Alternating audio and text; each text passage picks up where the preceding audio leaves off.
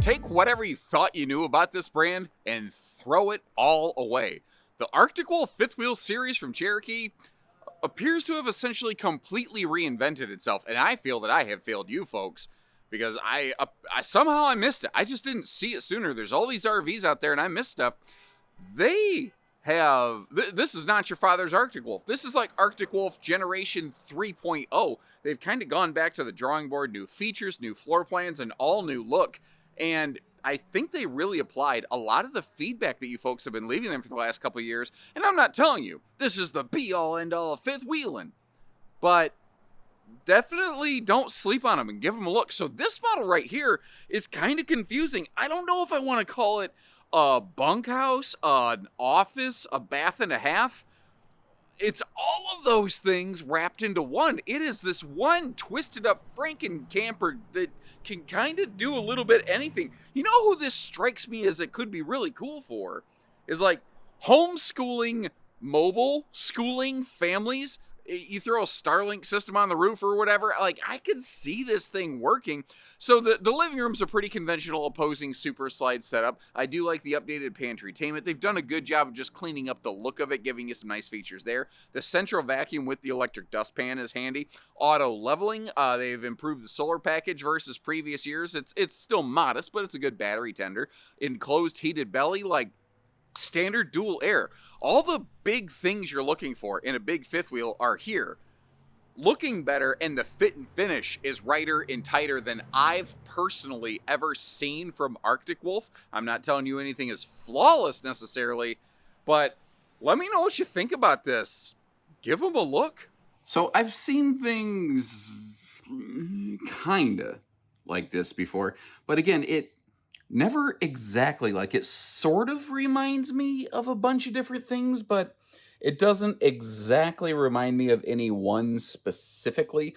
Like a lot of RV companies, they have adopted the I call it Tron lighting, and it is dimmable. By the way, you'll find the same dimmer sort of function up in the front bedroom. The Arctic Wolf Suite series, like we're in with the bed slides, has always been second air standard, so you've never had to worry about that. What I am wondering is what variety of slide system we have here. Here's how you can tell. If you see cables, because this is a cable slide system, a little RV pro tip for you. If you look above the slide and you can see the pulleys and everything, that's called AccuSlide. If you look above the slide and you can't see cables and pulleys, but you can see cables on the outside, that's called Exact Slide. I have a whole separate video kind of helping you understand the benefits and drawbacks of all kinds of different slide systems. If you don't like that slide system, that's okay. Maybe we have a different RV for you. If you want to learn more about them, double check that video. Now, I haven't closed the slide yet, but I think we're going to maintain some pretty easy access to that bedroom. Arctic Wolf has really never gone into the floor ducted heating. You might notice, though, they're not actually using floor flush slides. And again, I try to share positives. I try to share negatives. I try to share things that maybe are just situational and or preferential. And I'm not the authority. I'm not the one that tells you if this is or is not a good camper.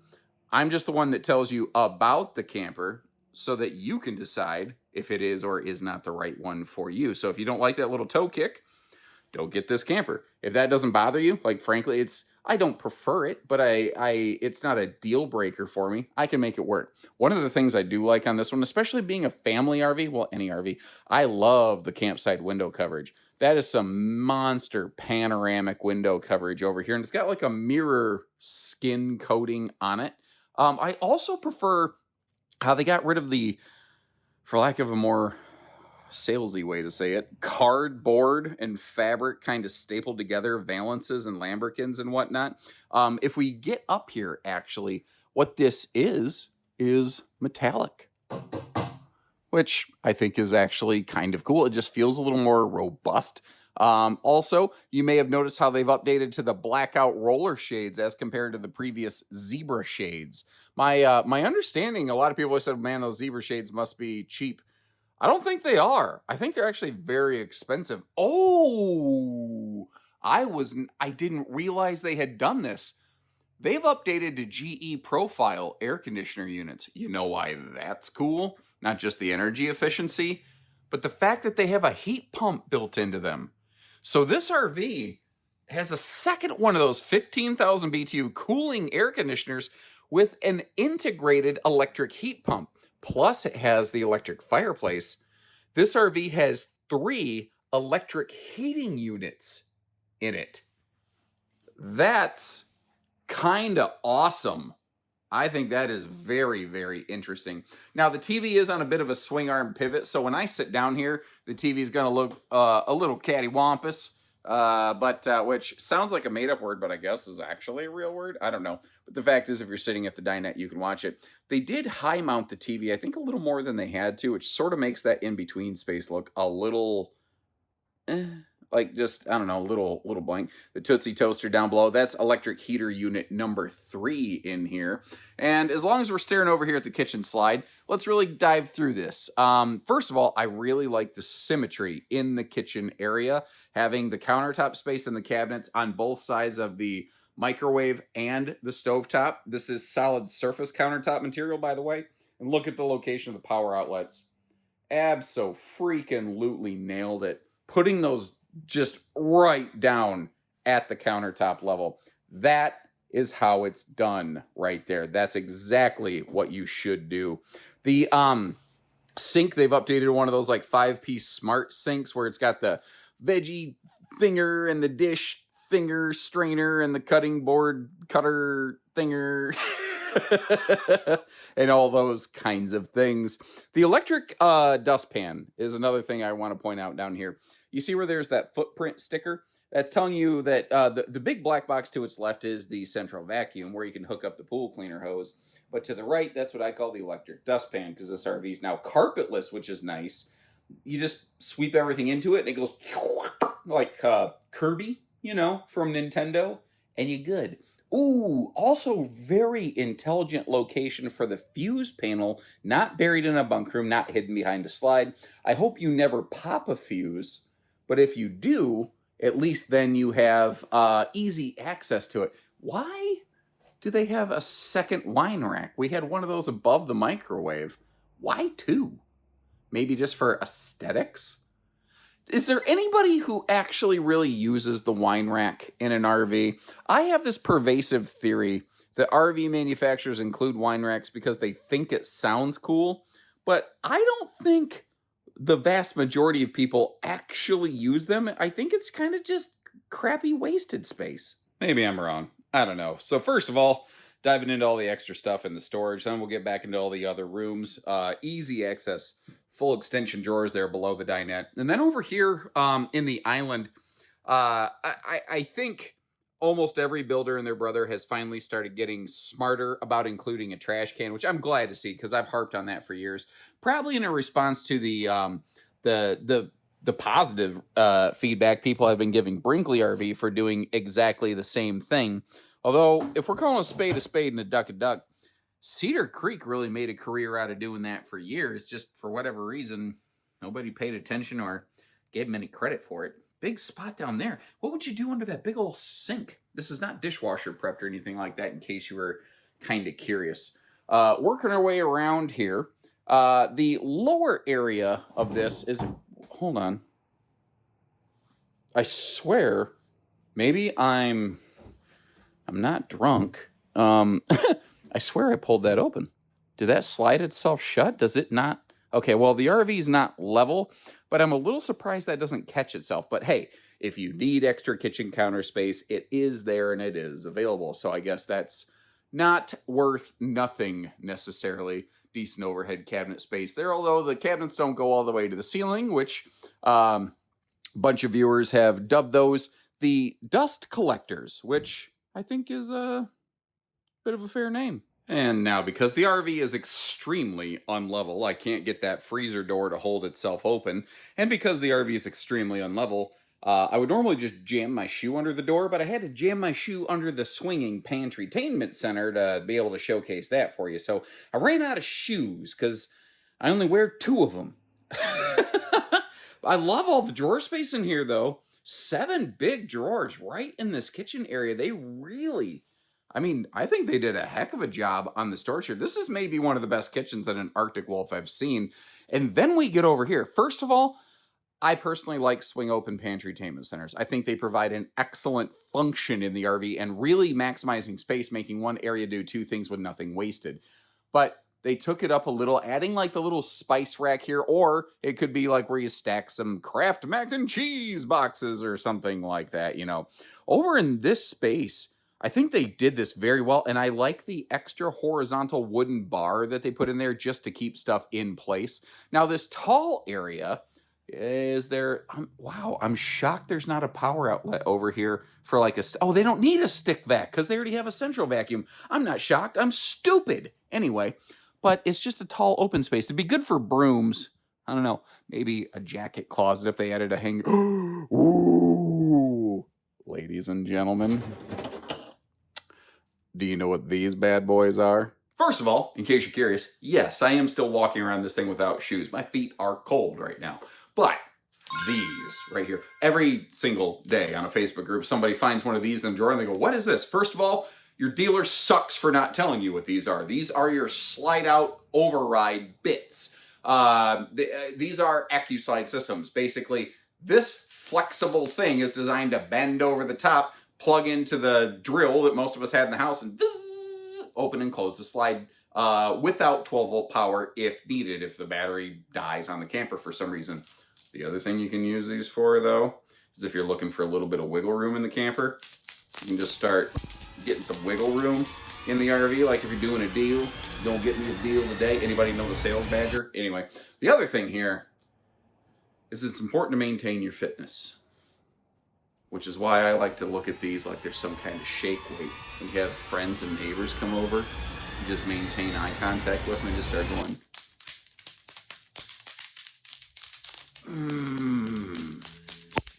feel that? And usually they can't leave quick enough. But yeah, I mean, basically they have multiple uses. Anyway, moving on from there, as I mentioned, the TV can pivot around. And they did this really interesting thing here. Above the half bath, they just had this huge pocket of space. And they had to decide, do we run the half bath all the way up to the roof line, or what do we do with it?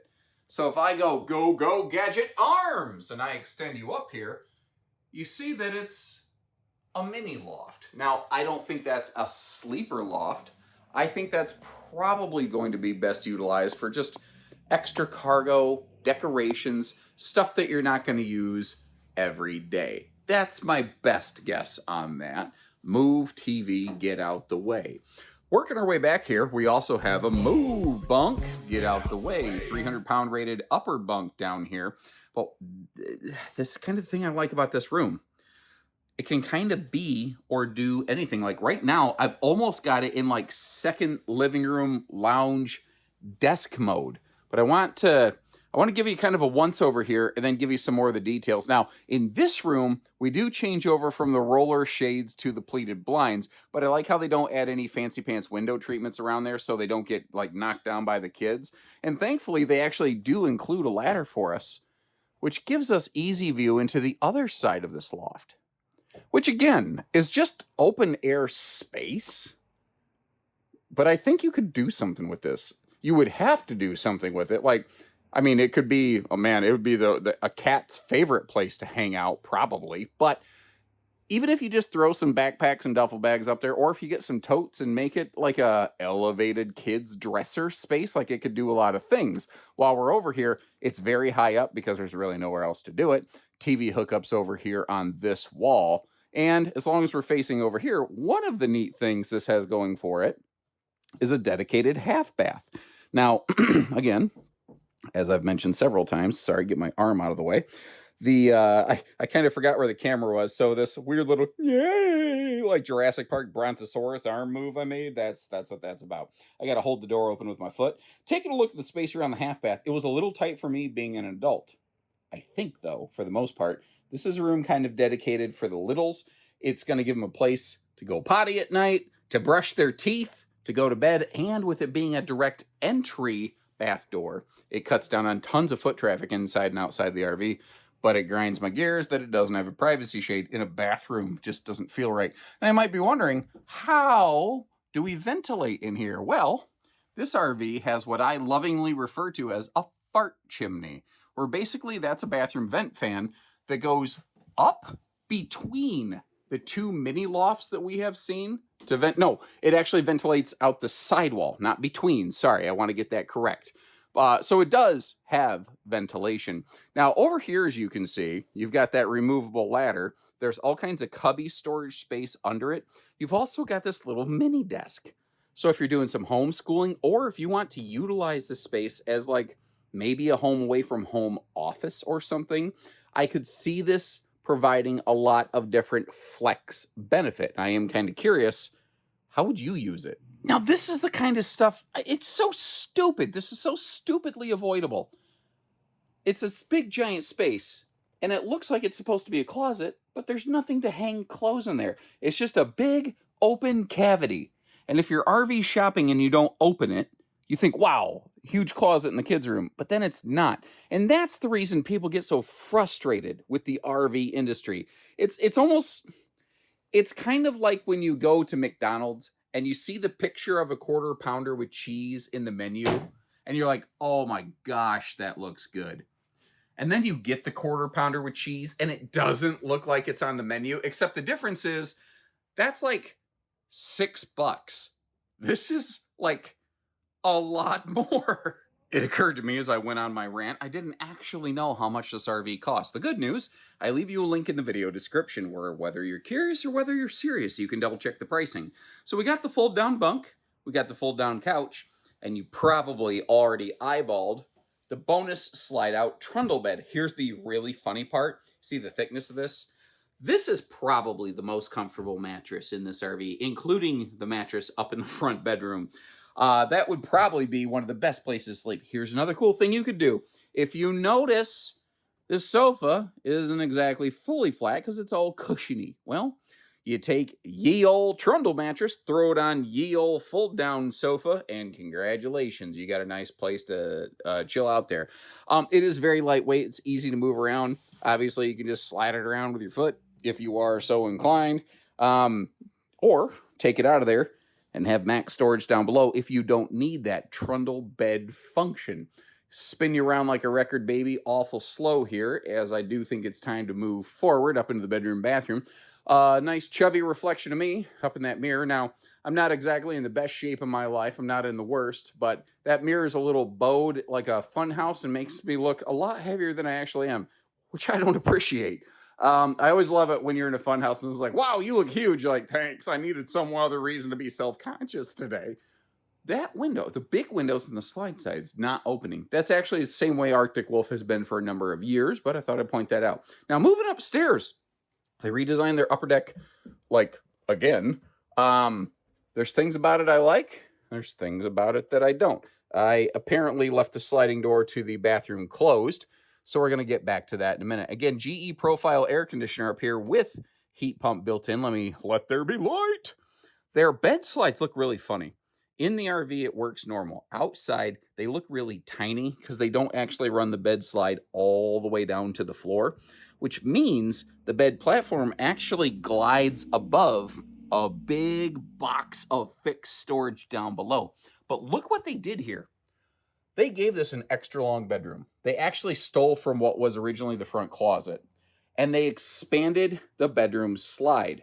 So we have a king bed with some cell phone side stands over here, which is intensely uncommon within the RV industry, and some easy reach power outlets up there in the headboard.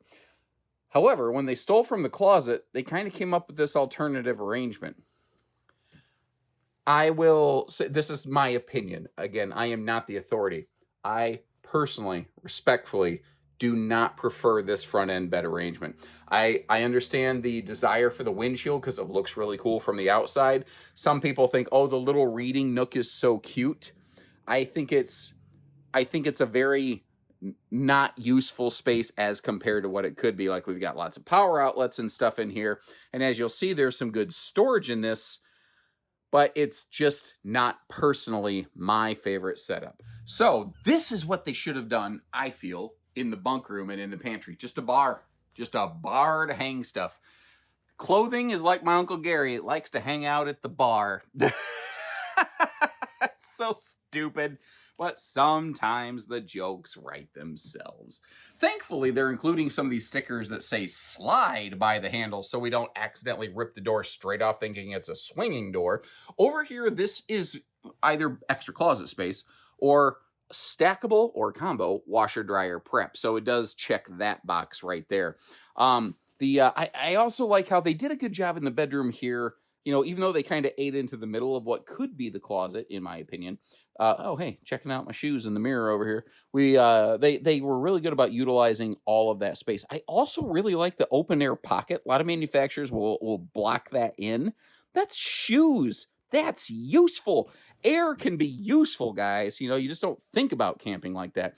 Also, the second little electric fireplace. People wonder, well, this one's smaller. It's the same heater. It's the same amount of heat. The size doesn't really determine the heating output of most of those things. Why doesn't the industry use more of these smaller profile vertical fireplace things in so many more campers? You could put them all over the place. I don't get why they don't, because they're really, really useful. And little hidden slide storage going on in there as well. They put a big window across from it. And then up here, it's like says TV mounting guide. I would definitely get a TV bracket that sticks out a little bit further so that you can clear that metallic valance essentially, and maybe put a bigger screen up here. It might obscure the window partially, but I don't know. I think that's juice that might be worth the squeeze. I do really like that. They put big breeze windows here, just not in the living room. I feel like you're going to spend more time in the living room than here. Am I wrong? Like 2/3 more time? I don't know. All right. Bathroom. I like how spacious it is. I have a feeling people are going to see this radius shower and be like, instant deal breaker, had me till then. But let's go through it. So porcelain foot flush stool, very fluffy, friendly. And I love the daily function features, giving you places to hang towels. You could roll towels up, like in case you're like, what is this thing? You roll towels up and stick them in here burrito style. Then you pull them out burrito style. And there you go. I appreciate the bigger vent fan. It blows me away how many quote unquote luxury fifth wheels can't get this right. And here's Arctic Wolf at a fraction of some of their pricing, getting it right, you know. Now, if we look at the shower, take a look on the left side of the screen. I'm a little over 6 foot tall. Plenty of headroom in here. Very happy about that.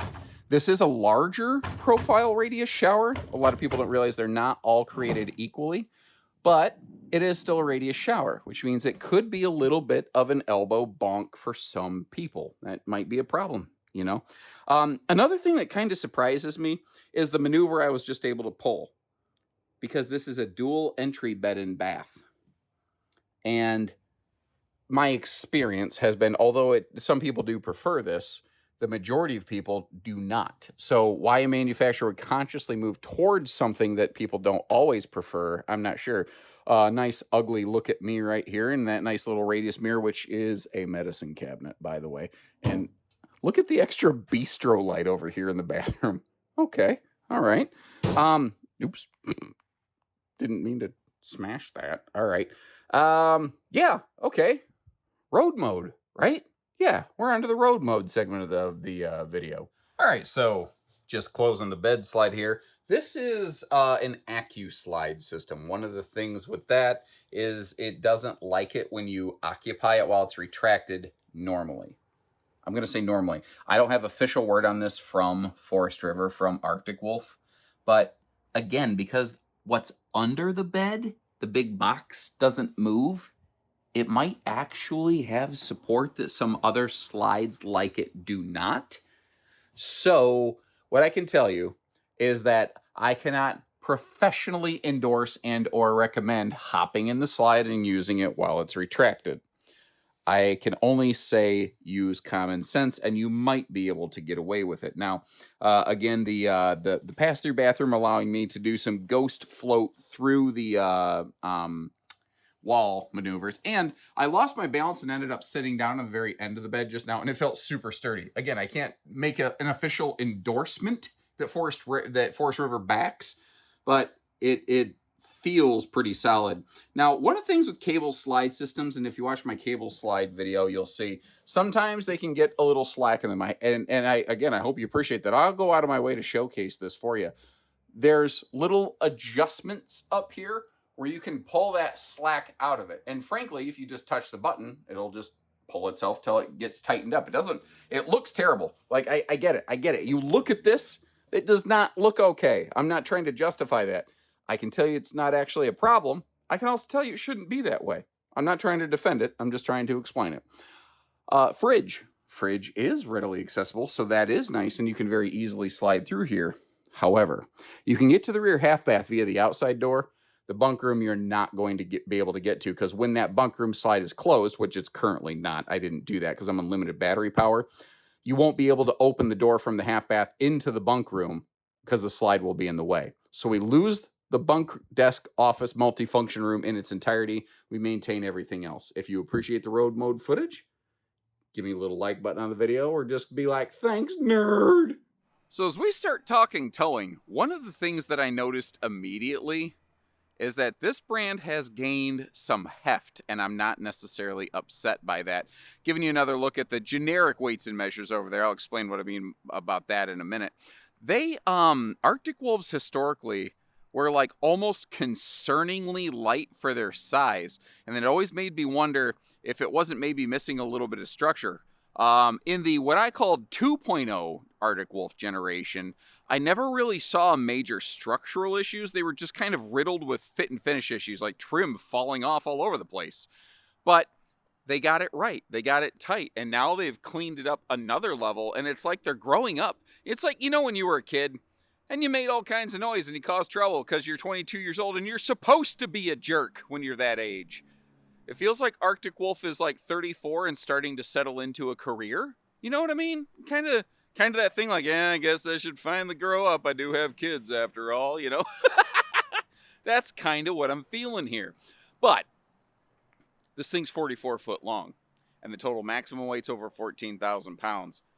I'm not even sure I feel good about 3/4 on this quad slide beast. I think you might be kind of in 1-ton country here. Now, I also want to point out, this RV, currently, the front stabilizer jacks are retracted heavily. So it makes this thing look like a frickin' unit from the ground level because the nose is down so low. Visibly, you read it as just a big chunky monkey. And the tail's actually way up in the air, as you'll see when we get back there. The RV's not level is what I'm getting at. So it's giving us a bit of a skewed perception right now. That, I don't love that bench in the bedroom, but I really do love the look of this from the outside. Cosmetically, the front end of that sucker does look good. The mirror tint, or film, or whatever it's called, on the windows really does an excellent job of keeping some extra, sun rays from soaking in there. I think it also just kind of makes the rig look and feel a little bit alive as you walk around it out here. Auto leveling, it is a 4-point auto leveling system. This brand is still a little bit budget sensitive. They're not all the way up in that like Brinkley price point where they weigh a bajillion pounds like a Model G and need 6-point hydraulic leveling. It's just not what this is. It's not what it's going to have. You know what I mean? You may have noticed all the slides are varieties of cable slide systems, for instance. With the lighter weight that this pulls, by comparison to some of the big giants, I guess that's acceptable. 2 cents. My personal, just opinionated 2 cents. I don't like this plastic holdback because it pulls on these screws and eventually something's going to fail. The trick is, with the bed slide right there, it can't flip all the way up. So this is what we get. Now, I should have not unhooked that until we looked at the pass-through and the docking station. Historically, Arctic Wolf did not have an enclosed docking center like this. So that is kind of a nice find right there.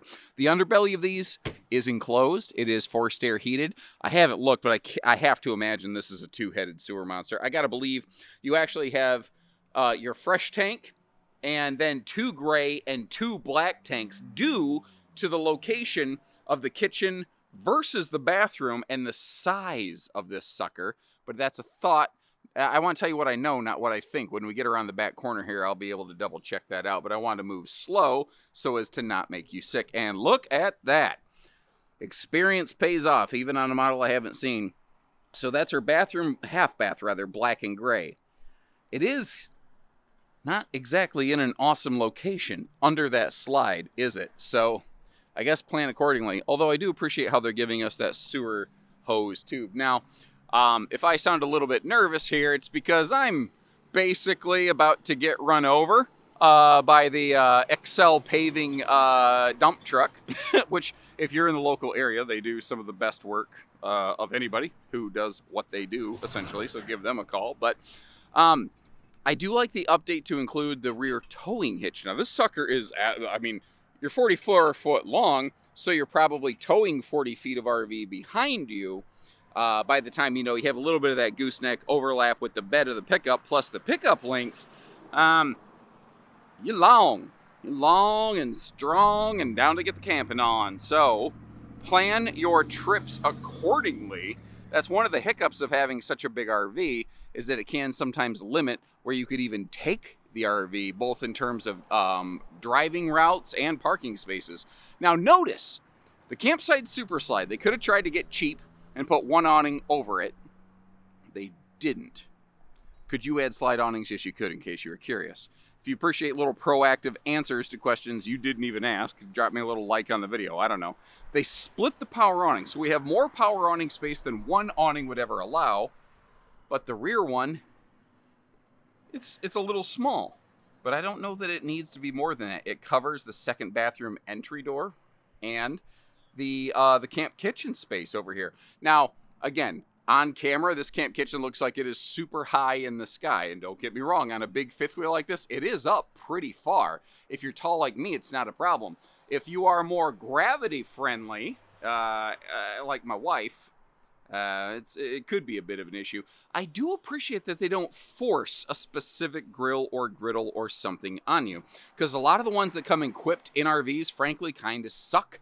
And it's nice that you can bring your own, because there is a gas grill quick connect right over here and a real sink with a drain actually plumbed into a holding tank. That is awesome. And the box in the middle right here, well, that's the ice maker, ladies and gentlemen. As long as you got water, which, you got water, and you got power, you got ice. Now, it is 110 only, kind of like that fridge, so sort of keep that in mind. But this is your camp party center is what this is going to be over here. And that half bath, if you've never had a camper before, I get it. It looks weird. But the amount of dirt that will save you from tracking into your RV is awesome.